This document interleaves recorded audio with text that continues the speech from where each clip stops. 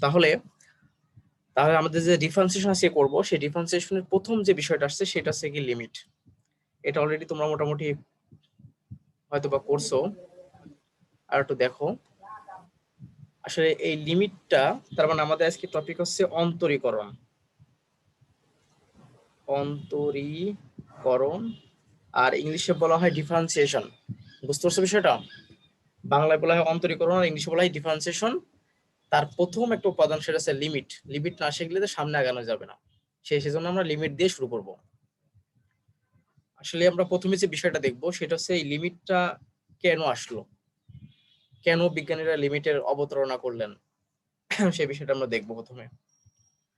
তো খেয়াল করে দেখো, মনে করো যদি আমি একটা ফাংশন আমি লিখি যে F of x equal to, দেখা যাচ্ছে যে আমি একটা ফাংশন লিখলাম এক্স স্কোয়ার মাইনাস 9, আর এখানে আছে এক্স মাইনাস 3। এটা একটা ফাংশন আমি লিখলাম। তো এই ফাংশনে দেখো এখন যে তুমি যদি এখানে অন্যান্য মান বসাও, 1 বসাও, 2 বসাও, 5 বসাও, 4 বসাও, সমস্যা হচ্ছে না, একটা মান পাবা। বাট যখন তুমি এই ফাংশনটাতে এফ অফ 3 বসাতে চাচ্ছ, তখন দেখো যে এখানে মান আর পাচ্ছ না। কারণটা কি? এফ অফ 3 বসালে এখানে 3 স্কোয়ার মানে 9, 9 মাইনাস 9 মানে 0, আর এখানে হচ্ছে 0, 0/0 আসে। তো এই 0/0 হচ্ছে আনডিফাইন্ড। আনডিফাইন্ড মানে যেটা আছে আমরা বের করতে পারবো না বা অসংজ্ঞায়িত। তোমরা এটা জানো। এন্ড কেন অসংজ্ঞায়িত এটা কি তোমরা জানো? কেন অসংজ্ঞায়িত বলা হয় এটাকে, বা বের করা যায় না কেন? এই যে 0/0 বের করা যায় না, বলতে পারবা কেউ? ইনফিনিটি, তাই? নাই, ইনফিনিটি নাই, সেটা না, অসংজ্ঞায়িত। এটা 0/0 অসংজ্ঞায়িত, ইনফিনিটি না। এখন অসংজ্ঞায়িত কেন হলো বা আনডিফাইন্ড কেন হলো আমরা বের করতে পারি না আসলে? কারণটা হচ্ছে দেখো, তুমি মনে করো যে যদি একটা সংখ্যা 8 আছে, একে যদি তুমি 4 দিয়ে ভাগ করো, তাহলে তোমার ভাগফল হবে 2 হবে। তাহলে কি হলো? আমরা 8 কে 4 দিয়ে ভাগ করে ভাগফল 2 পেলাম। তাহলে আমরা এইভাবে এই সংখ্যাটাকে আমি এভাবে লিখতে পারি না? দেখো তো, এভাবে লিখতে পারি 2 গুণন 4 ইকুয়াল টু 60। এটা লিখতে পারি। কারণ আমি কি লিখলাম? এখানে আছে ভাজকের সাথে ভাগফলে গুণ করে আমি ভাজ্য পেলাম। এটা আমরা জানি। এখন কথা হচ্ছে যে তাহলে আমরা যদি এইটাকে একটু ওর মতো মডিফাই করতে চাই, যেমন যে এটা তাহলে কি আমার কি ভাজ্য, এটা হচ্ছে ভাজক।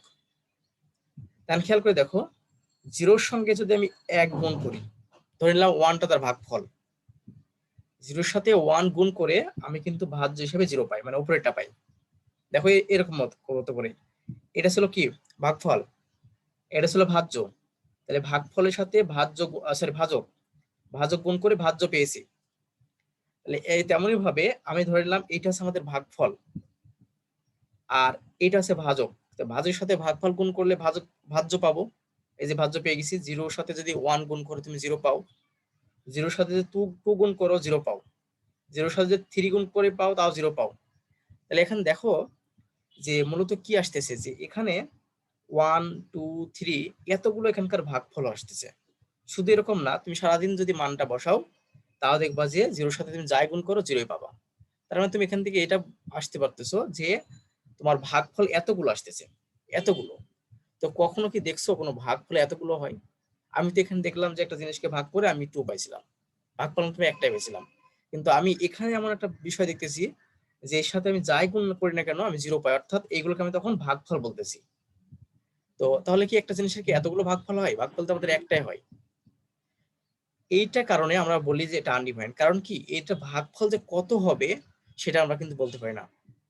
একজন বললো 1 হবে, একজন বললো 2 হবে, একজন বললো 3 হবে। মানে বিভিন্ন জন বিভিন্ন রকম বলতে পারে। কারণ কি, একই তো বিষয়। তুমি যদি এখানকার ভাজকের সাথে ভাগফলে গুণ করো, তুমি সে ভাজ্য পাচ্ছ, সে ভাজ্য 0, এই যে 0 পাচ্ছ। তুমি 2 এর সাথে যদি মানে 2 যদি ভাগফল বলো, তার সাথে যদি ভাজকে গুণ করো, এই যে ভাজ্য 0 পাচ্ছ।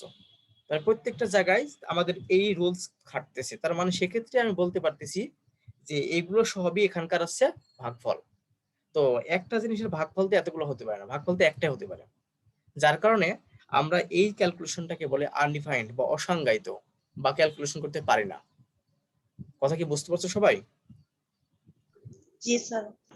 হ্যাঁ, এই জন্য ওটা আনডিফাইন্ড বলি। এখন কথা হচ্ছে যে আমরা যেটা আসতেছিলাম লিমিটের বিষয়টা, সেই লিমিটের বিষয়টা কি ছিল যে এখানে আমি বলতেছিলাম যে আমি এক্স এর অনেকগুলো মান বসাতে পারি, বাট একটা মান সে 3 বসাতে পারি না। যদি 3 বসাই তাহলে সেক্ষেত্রে দেখা যাচ্ছে 0/0 আসতেছে। এখন বিজ্ঞানীরা মনে করতেছে যে 0/0 যদি আসে তাহলে কি এর ক্যালকুলেশন করা যাবে না? অবশ্যই ক্যালকুলেশন করা যাবে। তার মানে কি এটাকে আমি একটা 3 মানের জন্য কি তাহলে এটা পুরোটা আমি ক্যালকুলেশন করতে পারবো না? তখন চিন্তা ভাবনা করছে যে যদি আমি এই 3 না বসায়া, যদি 3 না বসায়া যদি আমি এই 3 কাছাকাছি একটা মান বসাই, অর্থাৎ আমি যদি মনে করো যে 2.999 এরকম মান বসাই, অথবা 3.0001 মান বসাই, সেক্ষেত্রে তো আর আমার এখানে আনডিফাইন্ড হচ্ছে না, একটা মান পাচ্ছি, ঠিক না? তুমি যদি এখানে 2.999 বসাও এই ফাংশনে, তাহলে সেক্ষেত্রে একটা মান পাবা তুমি। আবার 3.00001 বসাও, আরো কাছাকাছি মান বসাও, তাও কিন্তু এখান থেকে ক্যালকুলেশন করে একটা মান পাবা। কিন্তু এরকম তো 0/0 এরকম তো বিষয় আসতেছে না। তার মানে এখান থেকে একটা বিষয় বুঝতে পারতেছি যে যখন, তার আগে তোমার একটা কথা বলে রাখি, যে অনেকে হয়তো বা মনে করতে পারে যে এই যে এখানে যেটা আছে x²-9/x-3 আছে, তো এটাকে যদি আমি সরল করি তখন তো সমস্যা হয় না।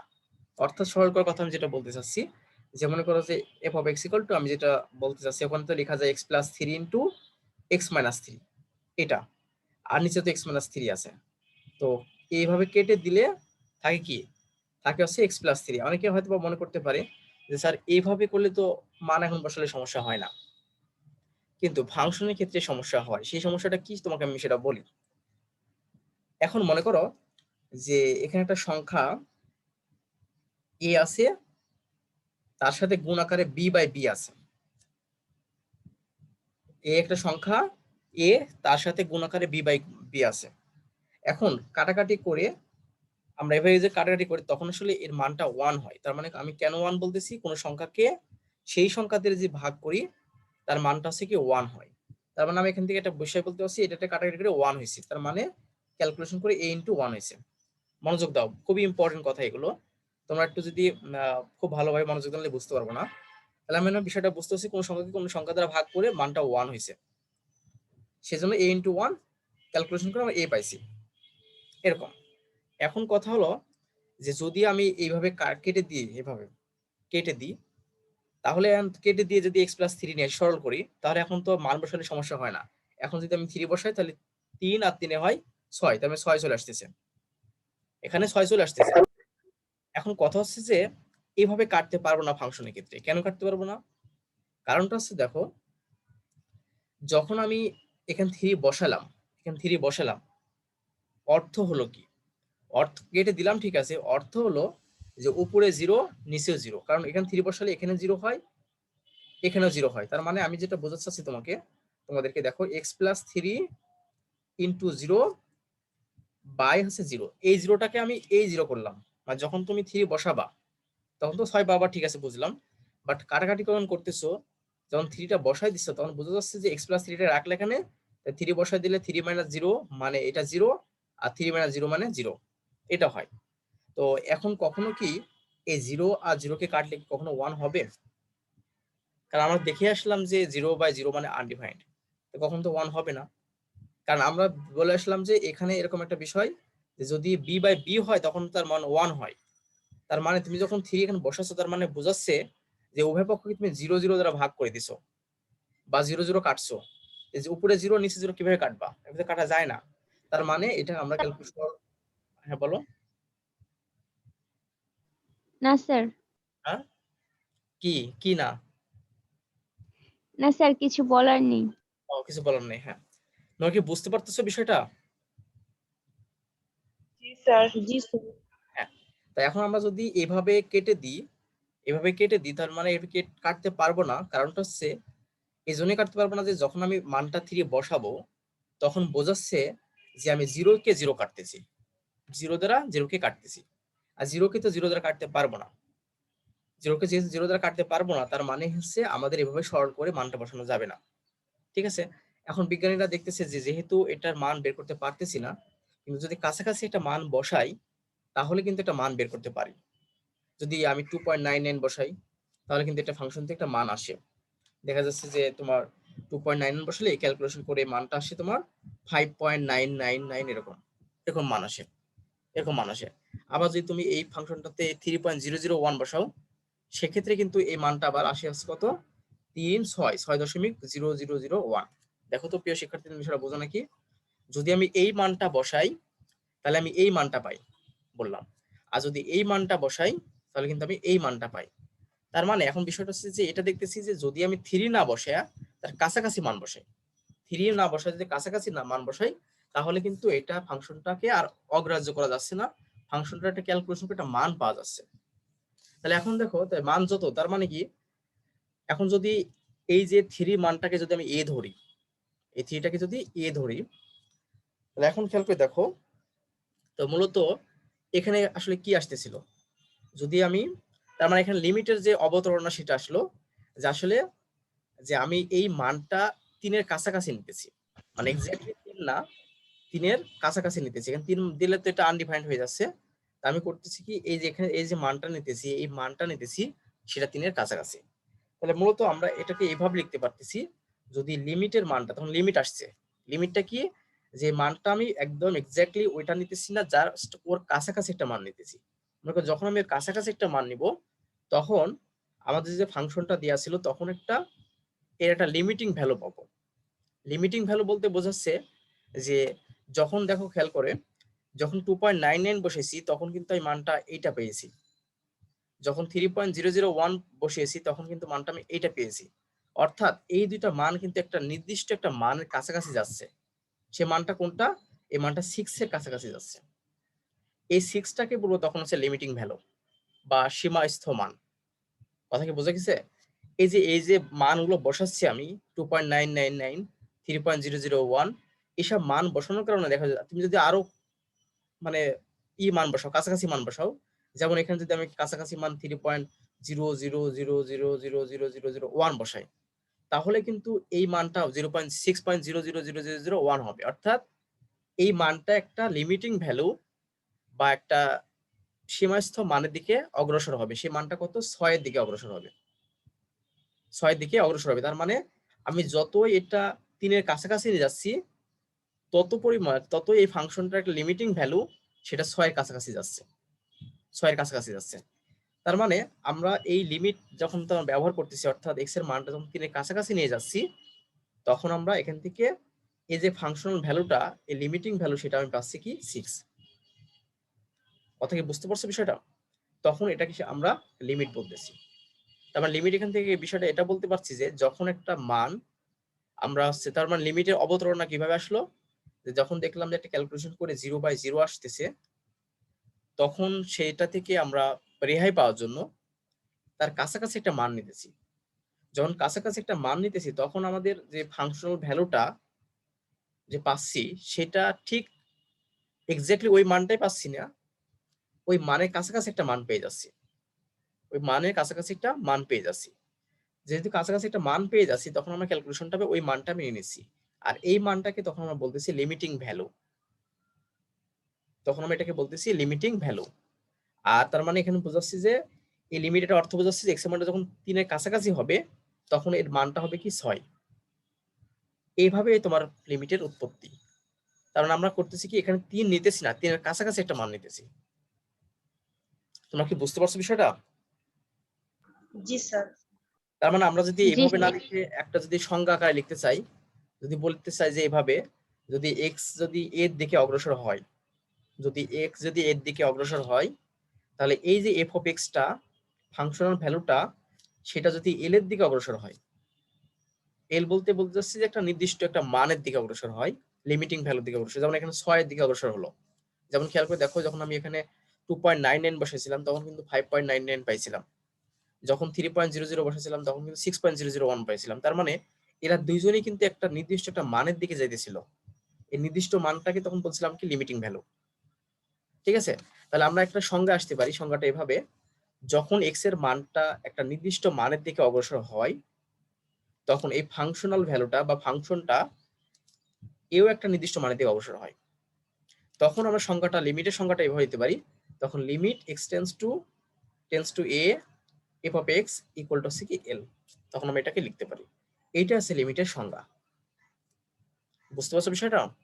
এটা আছে লিমিটের সংজ্ঞা।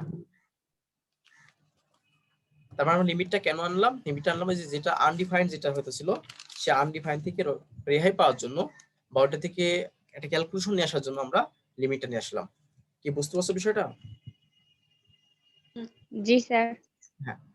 এখন পরের পেজে দেখো তোমাদের সংখ্যাটা আছে, ঠিক এই সংখ্যাটাই বলতেছে, তোমরা এটা ওখান থেকে দেখে নিবা। আমি এখন যেটা দেখাবো ঢাল বের করা শেখাবো।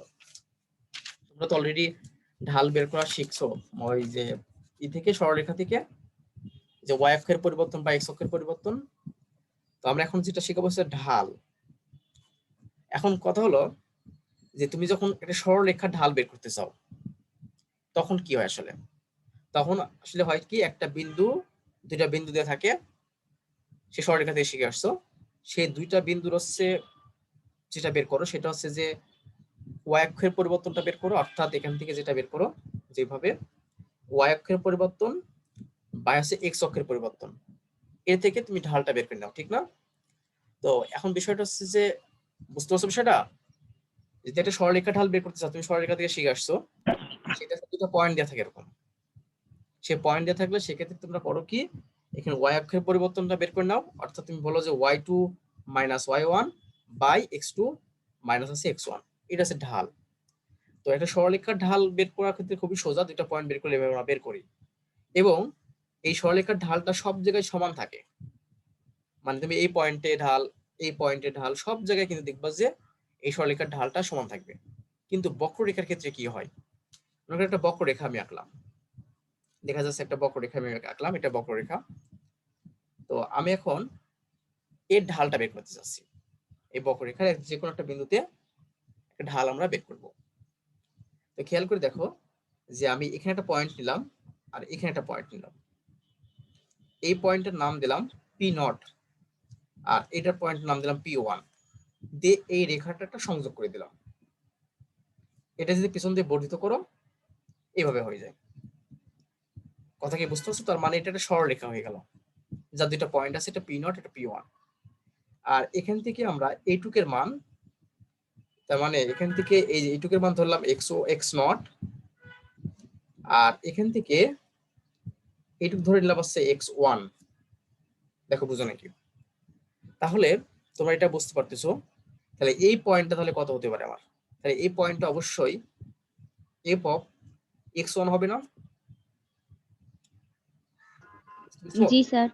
জি যদি স্যার। এক্স ওয়ান হয় তাহলে এটা এক্স ওয়ান পয়েন্ট, তাহলে এটা এফ অফ এক্স ওয়ান হবে, আর এইটা হবে হচ্ছে এফ অফ এক্স নট, এই যে পয়েন্টটা এফ অফ এক্স নট। এখন তুমি যদি এই যে রেখাটা দেখতেছো এই রেখার ঢালটা বের করতে চাও তাহলে কি আসে মূলত? এই যে এরকম আসে না? যদি আমি এইভাবে টেনে নিই, তাই তোমাকে দেখালাম যে ওয়াই অক্ষের পরিবর্তন বাই এক্স অক্ষের পরিবর্তন, সেটা হচ্ছে এই রেখাটার ঢাল বের করতে বোঝায়। এই ওয়াই অক্ষের পরিবর্তন তাহলে এইটুকু না, আর এক্স অক্ষের পরিবর্তন এই যে এখান থেকে এইটুকু না, বলো তো? বুঝতে পারছো? এটা হচ্ছে ওয়াই অক্ষের জি স্যার। পরিবর্তন আর এটা হচ্ছে এক্স অক্ষের পরিবর্তন, তাহলে আমি কিন্তু এই রেখাটা ঢাল বের করতে চাচ্ছি, রেখাটার।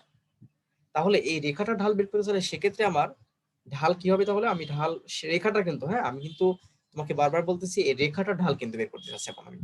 সেক্ষেত্রে ঢাল ইকুয়াল টু আমরা লিখতে পারবো যে এইটুকু ভাগ আছে এইটুকু। তো এইটুকু কি, এইটুকু কত হলো? পুরোটা যদি এফ অফ এক্স ওয়ান হয়, এইটুকু যদি এফ অফ এক্স নট হয়, তাহলে এইটুকুর মানটা তাহলে কি এটা হবে না বলতো? এফ অফ এক্স নট এটা হওয়ার কথা না উপরেরটা, মানে ওয়াই অক্ষের পরিবর্তনটুকু পুরোটা হচ্ছে এফ অফ এক্স ওয়ান। আবার এখান থেকে এইটুকু হচ্ছে, যেহেতু এইটুকু সমান এটা সমান্তরাল বা সমান, তার মানে এইটুকু লিখতে পারি কি এফ অফ এক্স নট। তাহলে আমি যদি পুরোটা এফ অফ এক্স ওয়ান, তাহলে এইটুকু যদি বের করতে চাই তাহলে পুরোটা থেকে যদি একটু বিয়োগ করি তাহলে একটু পাবো না? তাহলে F of x one minus f of x not. বুঝতে পারছো?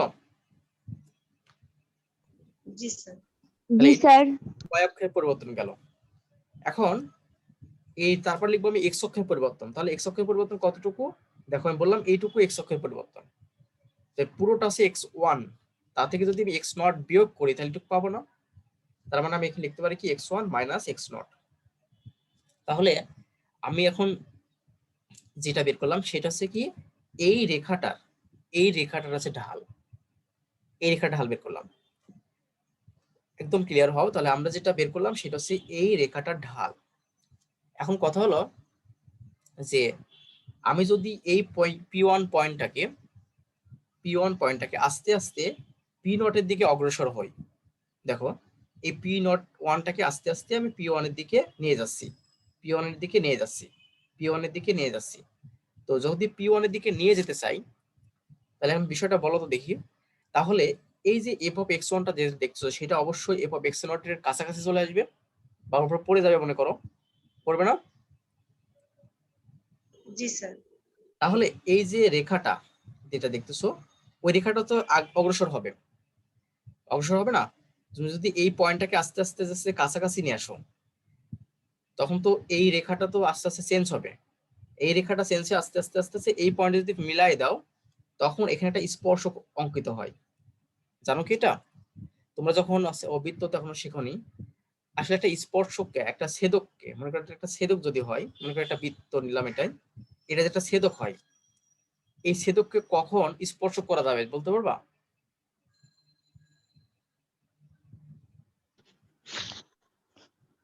কে বলতে পারবা কি একটা ছেদককে কখন স্পর্শ করা যাবে?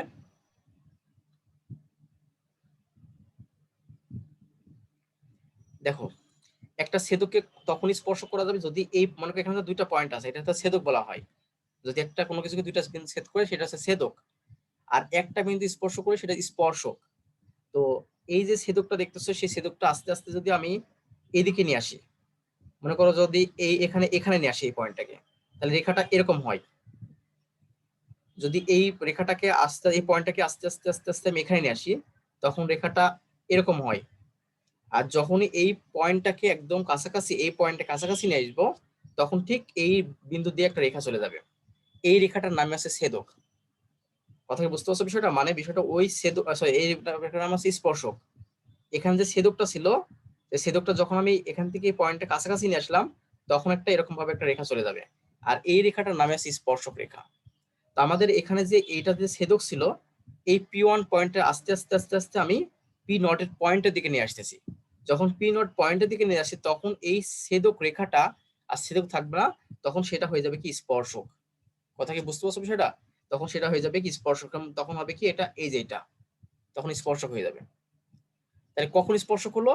যখন আমি এই পয়েন্টটা আমি পি নটের দিকে নিয়ে যাচ্ছি, আর এই পয়েন্টটা পি নটের দিকে নিয়ে যাওয়া মানে এফ অফ এক্স ওয়ান এর পয়েন্টটা সে এফ অফ এক্স ওয়ান এর দিকে চলে এক্স নটের দিকে চলে যাবে, আবার এক্স ওয়ান পয়েন্টটা আস্তে আস্তে এক্স নটের দিকে চলে যাবে। কথা কি বুঝতে পারছো বিষয়টা? যখন তুমি পি ওয়ানটাকে পি নটের দিকে নিয়ে যাচ্ছ তখন মূলত কি হচ্ছে, তখন মূলত P of x one F of x one সেটা চলে যাচ্ছে কি এফ অফ এক্স নটের দিকে, আর এক্স ওয়ানটা চলে যাচ্ছে কত এক্স নটের দিকে। কথা কি বুঝতে পারছো? জি স্যার। হ্যাঁ, এখন একটা কথা জি হলো স্যার। দেখো, যদি এই এক্স ওয়ান পয়েন্টটা পুরোপুরি এক্স নটের সাথে মিলে যায়, একদম এক্স নটের সাথে মিলে যায়, আবার এফ অফ এক্স ওয়ানটা পুরোপুরি এফ অফ এক্স নটের সাথে মিলে যায়, তখন কি কাহিনী ঘটবে বলতে পারবা? দুইটা সমান হবে। তা দুইটা সমান তো হবে, তখন এই উপরে এখানে এরকম উপরে জিরো এবং নিচে জিরো হবে না? যদি এফ অফ এক্স জি ওয়ানটা পুরোপুরি রূপে এর উপর মিলে যায় এবং এটা যদি পুরোপুরি এর উপর মিলে যায় তার মানে কি হবে, যেটা সমান হয়ে যায় মানে কি জিরো বাই জিরো হয়ে যাবে বিষয়টা, ঠিক না? আর যখনই জিরো বাই জিরো আসে তখন আমাদের কিসের অবতারণা করি, লিমিটের অবতারণা করি না? তখন আমরা জিরো বাই জিরো জিরো না হয় সেজন্য আমরা বিষয়টা কি লিখি, তখন লিখি যে লিমিট এটা নিয়ে আসি যে আসলে ওইটা যে একদম ওর সাথে মিলে যায়নি, ওর কাছাকাছি গেছে। কথা কি বুঝতে পারছো বিষয়টা? তোমাদেরকে এই বিষয়টা আমি আবার বলি, লিমিটটা কেন নিয়ে আসলাম। তোমাকে বলছি যদি এই এক্স ওয়ান পয়েন্টটা সরাসরি এক্স নটের দিকে পড়ে যায় এভাবে, তাহলে তো নিচে জিরো হয়ে গেল, এক্স ওয়ান আর এক্স নট সমান হয়ে গেল, তার মানে জিরো হয়ে গেল। আবার এফ অফ এক্স ওয়ানটাও এফ অফ এক্স নটের দিকে চলে যাবে, কিন্তু যদি পড়ে যাবে সম্পূর্ণরূপে তখন জিরো বাই জিরো আসলো, জিরো বাই জিরো আসলে তাহলে তো আমাদের কিছু হবে না। তার মানে আমরা এখন আমরা কি লিমিট নিয়ে আসবো যে হ্যাঁ আসলে পুরোপুরি ওইটার উপর পড়ে যাবে না, একদম কাছাকাছি এর মান চলে যাবে। কথা কি বুঝতে পারছো বিষয়টা? কাছাকাছি এর মান যাবে, তখন আমাদের এই যে লিমিট নিয়ে আসলাম। তার মানে আমরা এখান থেকে একটা বিষয় বলতে পারবো যে আসলে ওই এক্স ওয়ানটা একদম এক্স নটের সাথে মিলে যায়নি, এক্স ওয়ানটা একদম এক্স নটের কাছাকাছি গেছে। কথা কি বুঝতে পারছো বিষয়টা? তখন আমাদের এই যে লিমিটটা নিয়ে আসলাম। এখন এই যে লিমিট নিয়ে আসার পর যেটা পেলাম, যেই ঢালটা এখন পেলাম, এই ঢালটা হচ্ছে এখনকার এই ঢালটা হচ্ছে আমি এই বিন্দুতে একটা স্পর্শক আঁকছিলাম, সেই স্পর্শকের ঢাল। কথা কি বুঝতে পারছো? জি স্যার। এখন খেয়াল করে দেখো, আমি যে প্রথমে যে ঢালটা বের করছিলাম, দেখো খেয়াল করে, f of x one minus f of x naught বা x one minus x naught, এই যে ঢালটা বের করছিলাম, এই ঢালটা ছিল একটা ছেদকের ঢাল বা একটা রেখার ঢাল, বক্ররেখার ঢাল, একটা রেখা নিয়েছিলাম এরকম, সেই রেখার ঢাল। এখন আমি যখন এটাকে লিমিট নিয়ে আসলাম, তখন যে ঢালটা বের হলো সেই ঢালটা কিন্তু আর ছেদকের ঢাল না, সেই ঢালটা এখন কি কার ঢাল হলো? সেই ঢালটা হলো আমাদের এখন হচ্ছে এই যে এই স্পর্শকের ঢাল। কথা কি বুঝতে পারছো বিষয়টা? জি স্যার। তার মানে আমরা এখান থেকে কি বলতে পারি, বলতে পারবা?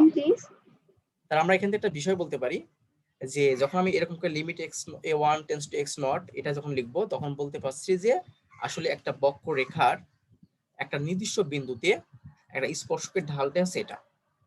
কথা কি বুঝতে পারছো? তোমরা কি সবাই বুঝতে পারছো জি বিষয়টা? স্যার, বুঝতে পারছি। তাহলে আমরা এখান থেকে বিষয়টা তোমাদেরকে আমি আবার একটু বলি, সেটা হচ্ছে যে এইটা বলতে বোঝাচ্ছে, এটা আমি যে লিখছি এটা বলতে বোঝাচ্ছে যে একটা বক্ররেখার একটা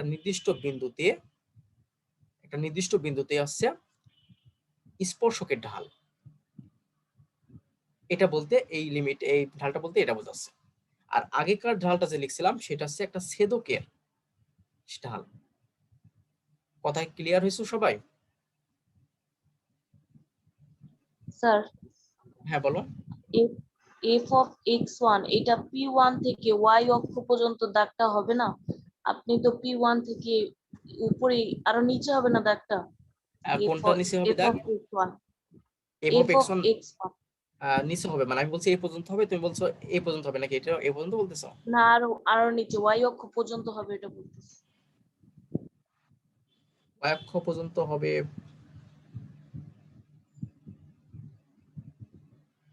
না এটা? পাশে ব্র্যাকেট চিহ্নটা।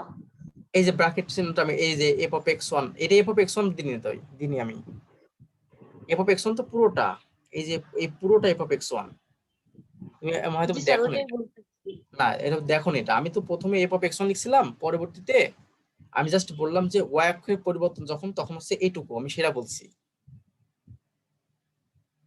মানে বুঝতে পারছো? তুমি হয়তো বা বলতেছো এই যে ব্যাকেটটা আমি যেটা দিয়েছি সেটা মনে করছো যে এফ অফ এইটুকু, এটা এটা মানে এই ব্যাকেটটা, সেটা বলতেছো?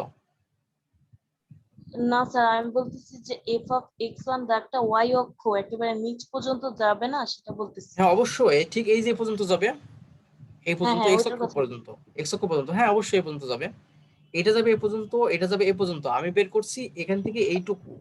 তোমাকে বলছিলাম যে যদি আমি এইটুক বের করতে চাই, আমরা এইটুক বের করতে চাই মানে কি পুরোটা থেকে যদি আমি এইটুক বিয়োগ করি তাহলে এইটুক পাই,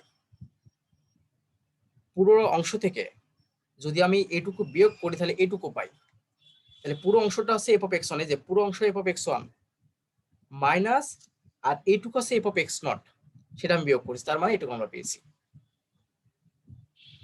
বুঝতে পারছো? হ্যালো?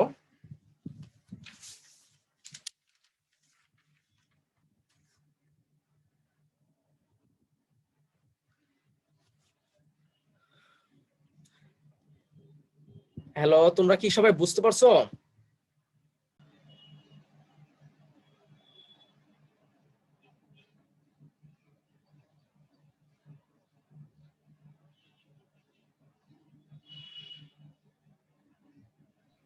স্যারের মনে হয় হয় কারেন্ট চলে গেছে, না হলে net problem. Net problem, current চলে যায়নি, নেট প্রবলেম, বুঝতে পারলা? তো এখন তো আর ক্লাস, আমারও পরে একটা ক্লাস আছে। তোমরা কি এ পর্যন্ত বুঝেছো যেটা আমি বুঝালাম? জি স্যার। জি স্যার। সবাই বুঝতে পারছো? ঠিক আছে জি তাহলে আমার পরে আবার ক্লাস আছে তো জি সেক্ষেত্রে স্যার। তোমরা সামনের দিনকে আবার আমি দেখাবো। তো ঠিক আছে, তোমরা সবাই লিভ নিতে পারো। স্যার স্যার, আসসালামু আসসালামু আলাইকুম। ওয়ালাইকুম আসসালাম। স্যার আসসালামু আলাইকুম। ওয়ালাইকুম স্যার আসসালাম। আসসালামু আলাইকুম। ওয়ালাইকুম আসসালাম।